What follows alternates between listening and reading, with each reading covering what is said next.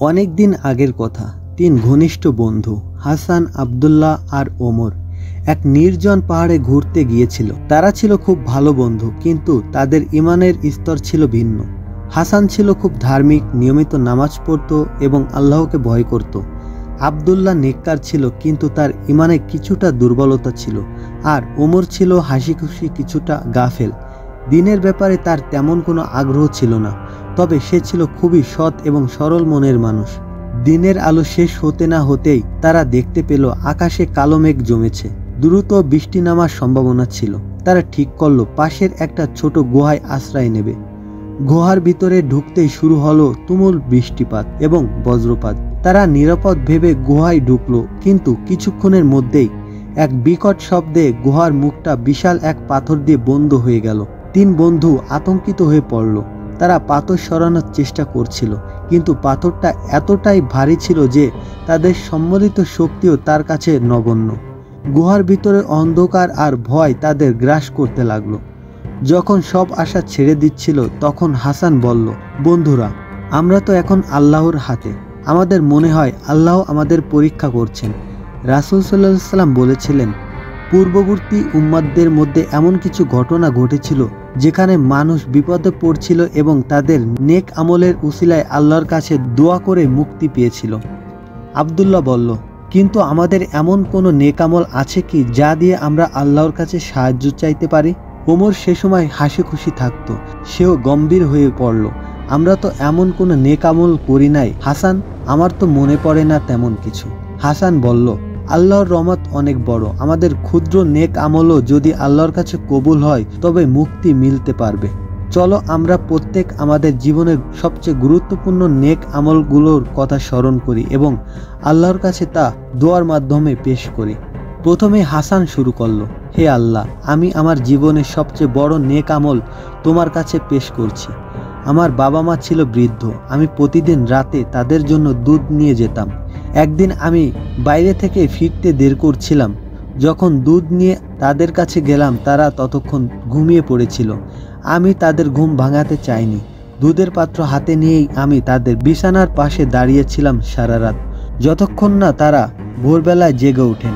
হে আল্লাহ, যদি আমার এই কাজটি কেবল তোমার সৃষ্টির জন্য হয়ে থাকে তবে এই পাথরটি সরাতে সাহায্য করো। হাসানের দোয়া শেষ হতে না হতে বিশাল পাথরটা সামান্য আকারে সরে গেল আর গুহার ভিতরে একটু আলোর রেখা দেখা গেল, কিন্তু পাথরটা এত বড় ছিল যে তারা বের হতে পারছিল না। এবার আব্দুল্লাহর পালা। সে বলল, আমার জীবনে একজন দরিদ্র আত্মীয়কে টাকা ধার দিয়েছিলাম।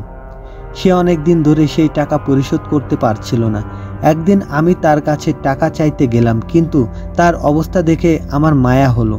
সে খুব দরিদ্র ছিল এবং তার কাছে সত্যি টাকা ছিল না। আমি তাকে বললাম, আমি তোমার ঋণ মাফ করে দিলাম এবং আরও কিছু টাকা দিচ্ছি যাতে তুমি তোমার কাজটা শুরু করতে পারো। হে আল্লাহ, যদি আমার এই কাজটা শুধুমাত্র তোমার সন্তুষ্টির জন্য হয়ে থাকে তবে এই পাথরটাকে আরও কিছুটা সরিয়ে দাও। আব্দুল্লাহর দোয়ার সাথে সাথে পাথরটা আরও কিছুটা সরে গেল। এবার গুহার মুখ দিয়ে বাতাস আসা শুরু করলো, কিন্তু এখনও তারা পুরোপুরি বের হতে পারছিল না। সবশেষে ওমরের পালা এলো। সে দ্বিধায় পড়ল। তার তেমন কোনো উল্লেখযোগ্য নেক আমল মনে পড়ছিল না। হঠাৎ তার মনে পড়ল এক ঘটনা।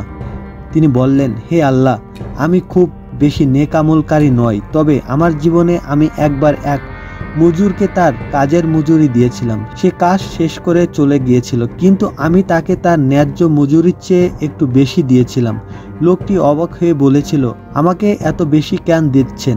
আমি তাকে বলছিলাম, তুমি কষ্ট করে কাজ করছো, তাই আমি চাইছি খুশি হও। এই কাজটি আমি সম্পূর্ণ তোমার সন্তুষ্টির জন্য করেছিলাম, কোনো পার্থিব উদ্দেশ্যের জন্য নয়। হে আল্লাহ, এই ক্ষুদ্র কাজটি তোমার কাছে কবুল হয় তবে এই পাথরকে পুরোপুরি সরিয়ে দাও যাতে আমরা বের হতে পারি। ওমরের দোয়া শেষ হতে না হতেই গুহার মুখের বিশাল পাথরটা সম্পূর্ণ সরে গেল আর সূর্যের আলো তাদের চোখে পড়ল। তারা অবাক হয়ে দেখল গুহার মুখ এখন পুরোপুরি খোলা। তারা দ্রুত গুহা থেকে বেরিয়ে এলো। তিন বন্ধু আল্লাহর শুকরিয়া আদায় করলো। তারা বুঝতে পারল আল্লাহ তাদের ইমানের পরীক্ষা নিয়েছিলেন এবং তাদের সৎ ও বিশুদ্ধ আমলের কারণে তারা মুক্তি পেয়েছিল। এই ঘটনা তাদের জীবনের এক নতুন দিগন্ত উন্মোচন করল। তারা আরও বেশি করে আল্লাহর প্রতি অনুগত হতে শিখল। এই গল্পে আমাদের শিক্ষা দেয় যে আল্লাহর কাছে আমাদের ক্ষুদ্রতম নেক আমলও অনেক মূল্যবান, যদি তা কেবলমাত্র আল্লাহর সন্তুষ্টের জন্য হয়। যে কোনো বিপদে একমাত্র আল্লাহ আমাদের মুক্তিদাতা, আর তার কাছেই পৌঁছানোর সবচেয়ে সহজ পথ হলো নেক আমলের মাধ্যমে দোয়া করা।